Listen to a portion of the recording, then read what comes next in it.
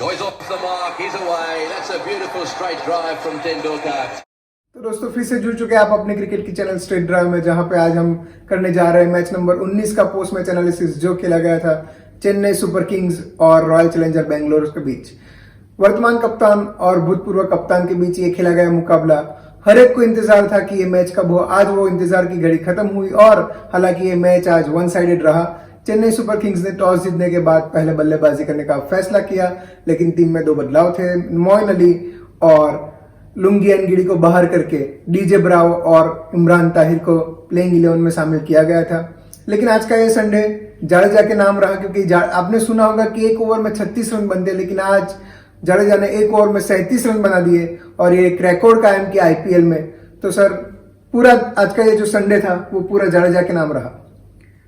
पूरा जाडेजा का नाम तो रहा, लेकिन आप ये भी सोच सकते हैं कि अगर 15वीं ओवर में 5वीं गेंद पर अगर जब जाडेजा ने अभी खाता भी नहीं खोला था जी, तब वो कैच ड्रॉप किया गया। अगर वो कैच ड्रॉप न होता जी, तो आज जो जाडेजा एक जादू बनके, करिश्मा बनके पूरे इंडियन क्रिकेट प्रेमियों पर छा गए, पूरे वर्ल्ड में छा गए ऐसा, क्योंकि ये आईपीएल को पूरी दुनिया देखती है।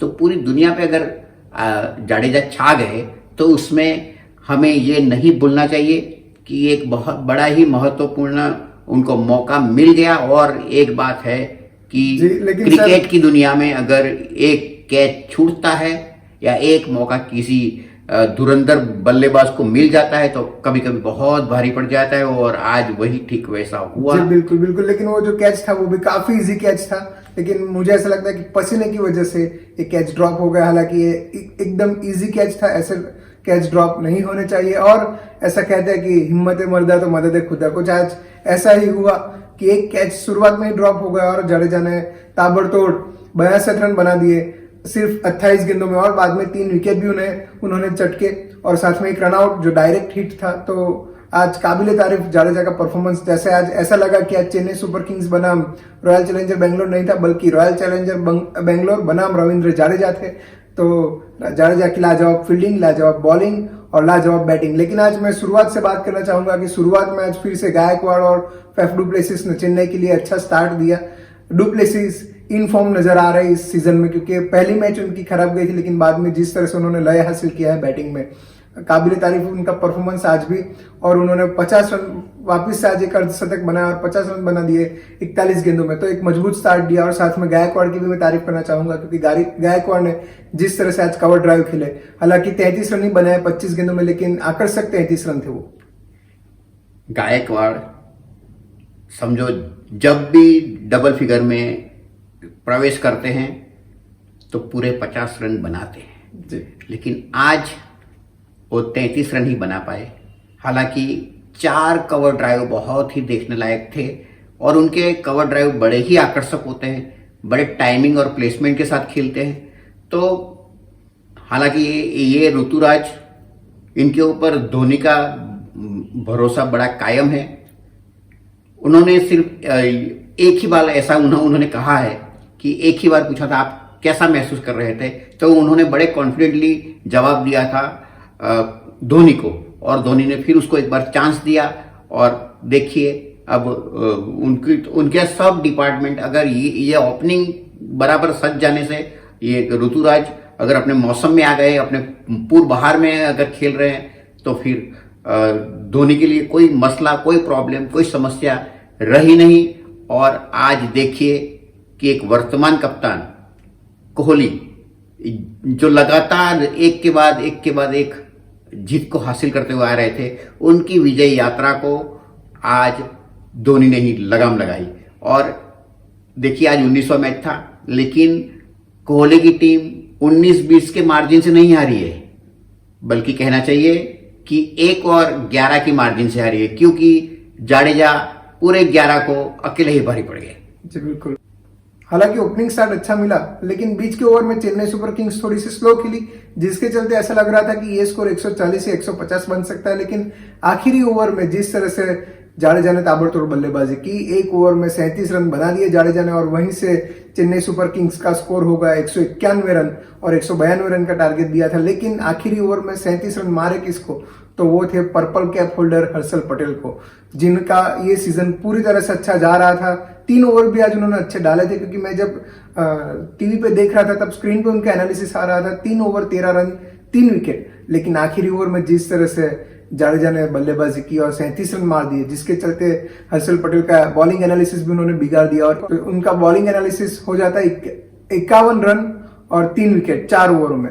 तो वो पूरा बॉलिंग एनालिसिस भी बिगाड़ दिया जाडेजा ने हर्षल पटेल का। और जब आप पर्पल कैप होल्डर को आप जब ऐसे धुलाई करते हो बिल्कुल बेरहमी से, बिल्कुल, तो अपना कॉन्फिडेंस कुछ और ही चला जाता है। देखिए दर्पण, जाडेजा वैसे अक्सर करिश्मा किया करते हैं, लेकिन ये करिश्मा इसलिए भी विशिष्ट है क्योंकि ऐसा कभी आईपीएल के इतिहास में नहीं हुआ, और 37 रन तो पूरे इंटरनेशनल क्रिकेट में कभी लिए नहीं गए।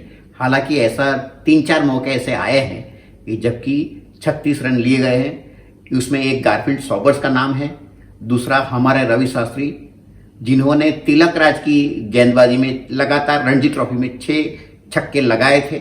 उसके बाद आप वर्ल्ड कप में युवराज को कैसे बोल सकते हैं, उन्होंने स्टुअर्ट ब्रॉड को लगातार 6 छक्के लगाकर छक्के छुड़ा दिए थे, और 2011 का वर्ल्ड कप था वो। और उसके बाद आज फिर ऐसा एक मौका आया है। हालांकि सामने धोनी थे, उन्होंने रविंद्र जाडेजा से कह दिया था कि Harshal Patel outside the off stump गेंदबाजी करेंगे, और रविंद्र जाडेजा तैयारी थे और उन्होंने कमी नो बॉल भी फेंक दिया, उन्हें भी उनको एक छक्का लग गया, और फुलटॉस जैसी गेंद, फिर शॉर्ट पिच बाउंसर जैसी गेंद। तो ऐसी गेंद रविंद्र जाडेजा को बिल्कुल न्योता दे रही थी कि आओ और हमें छक्का लगाओ। जी बिल्कुल सर, लेकिन मैं यहाँ पे बात करना चाहूंगा हर्षल पटेल की गेंदबाजी के बारे में। हालांकि पूरे आईपीएल में हमने देखा है कि हर्षल पटेल की जिस तरह से गेंदबाजी होती है, वो पेस में वेरिएशन लाते हैं, लेंथ में वेरिएशन लाते हैं, लेकिन उन्होंने कभी यॉर्कर गेंदबाजी नहीं की। यॉर्कर लेंथ में जो गेंदबाजी होनी चाहिए एक बॉलर के तौर पे, वो कभी उन्होंने नहीं की, जिसके चलते आज ऐसा हो सकता था कि अगर वो यॉर्कर गेंदबाजी करते तो वो आखिरी ओवर में इतने महंगे साबित नहीं होते। लेकिन मुझे ऐसा लगता है कि हर्षल पटेल में ये कमी बिल्कुल है कि वो यॉर्कर लेंथ पे गेंदबाजी नहीं कर सकते, जिसका जाडेजा को पता था, और जिसके चलते उन्होंने 1 ओवर में 37 रन बना दिए।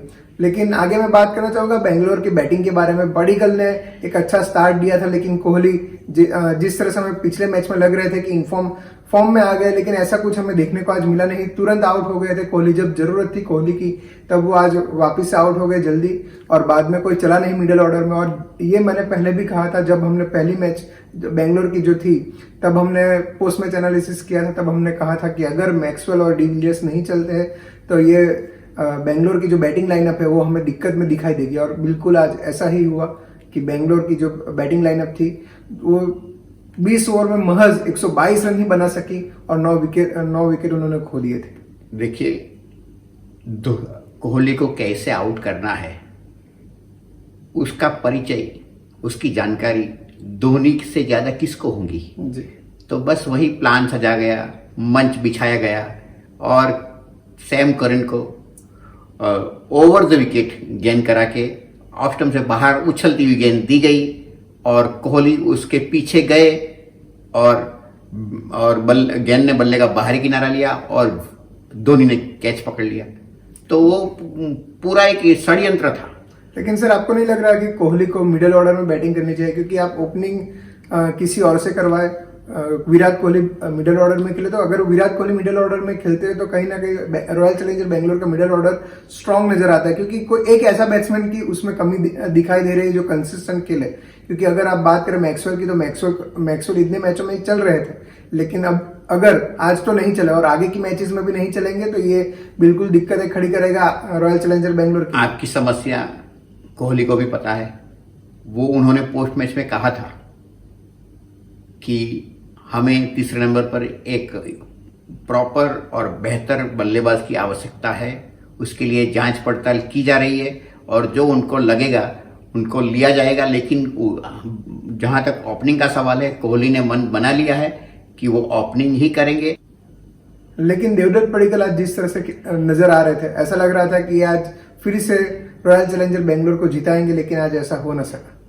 देखो हमेशा तो होता नहीं है, लेकिन उन्होंने जो भी स्टार्ट दिया था 15 गेंद में 34 रन, 200 से ऊपर का स्ट्राइक रेट।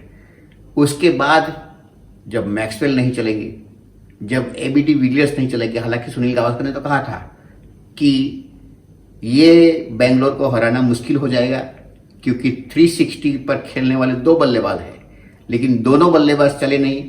तो 360 पे जो खेलते हैं वो गेंद को टर्न कर देते हैं, लेकिन वो खुद जब टर्न हो जाते हैं ऐसे कम रनों में, तो फिर हाल वैसा ही होगा जैसा कि आज कोहली का हुआ, जैसा कि आज बेंगलोर का हुआ। और ये हार के साथ बेंगलोर जो लगातार मैच जीतकर टॉप पे थी और उसका नेट रन रेट भी +1 था, लेकिन इस पराजय के साथ, और वहां पे दिल्ली जीत गया है, सुपर ओवर भी गया, सुपर संडे था, बड़ा ही दिलचस्प मुकाबला रहा था, उसमें भी दिल्ली जीत गया है। इसीलिए अब बेंगलोर सिर्फ महज 4-5 घंटे के खेल के अंदर 1 नंबर से 3 नंबर पर लुढ़क गया है। इतना ही नहीं, उनका नेट रन रेट भी +1 से गिरकर +0.01 हो गया है। जी बिल्कुल। और गेंदबाजी में फिर से जाडेजा छा गए, 4 ओवरों में सिर्फ 13 रन देके वापिस से 3 विकेट चटकाए जाडेजा ने और एक डायरेक्ट हिट रन आउट, तो जिसके चलते आज पूरा मैच चेन्नई की तरफ हमें देखने को मिला और चेन्नई ये मैच 69 रनों से जीत लिया और उसी के साथ पॉइंट टेबल में नंबर 1 पे चेन्नई का राज बरकरार है। और दर्पण जाते जाते ये बात कहना भी जरूर चाहेंगे कि जो जाडेजा ने जो करिश्मा किया, 50+ रन, 3 विकेट और 1 रन आउट में अहम योगदान, ऐसा न आज तक कभी किसी ने किया है जी, न कोई कर पाएगा। और देखो 14 साल के इतिहास में ऐसा हुआ नहीं है, लेकिन करिश्मा या मिस्टर जड्डू कहो या मिस्टर जादू कहो या सर कहो, उसे सैल्यूट करो।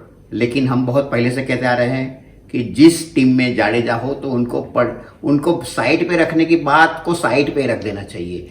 आज फिर एक बार प्रूव हुआ है। जी बिल्कुल। तो हमें उम्मीद है कि आपको हमारा ये शो अच्छा लगा होगा। अगर आपको हमारा ये शो अच्छा लगा हो तो कृपया सब्सक्राइब करें, लाइक करें, शेयर करें, कमेंट करें और कल वापस से मिलते हैं इसी अंदाज में। तो तब तक हमारे चैनल के साथ बने रहें। आपका दिन शुभ रहे।